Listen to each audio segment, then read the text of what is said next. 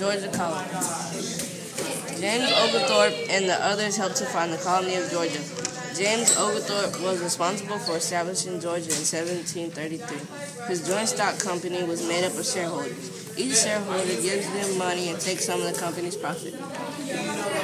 He was the dictator and owned slaves, which caused him not to be governor anymore. The reason why the Georgia colony was founded was because of charity, economics, and defense. Defense was the most important. James Oglethorpe wanted to govern the town so that it could raise money for the charity, but it didn't happen the way he planned at all. The charity never really happened. Georgia is also called the Peach State and the Southern Empire State. Georgia was named after the English king, King George II. Georgia depended on agriculture like indigo, rice, and sugar. They made a living by farming because of its good climate and longer farming season. The weather was warm and had short winters. Georgia is a southern colony.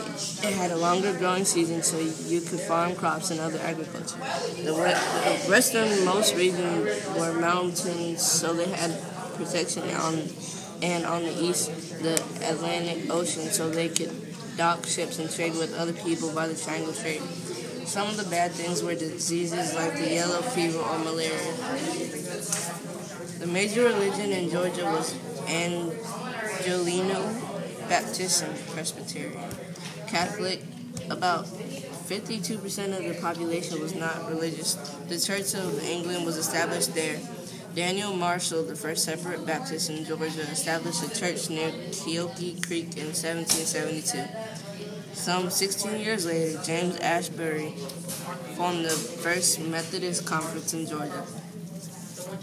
The kids also had things to do and help out.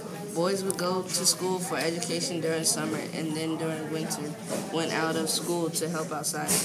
Girls, on the other hand, would go to school in winter and help out in the summer while boys were in school.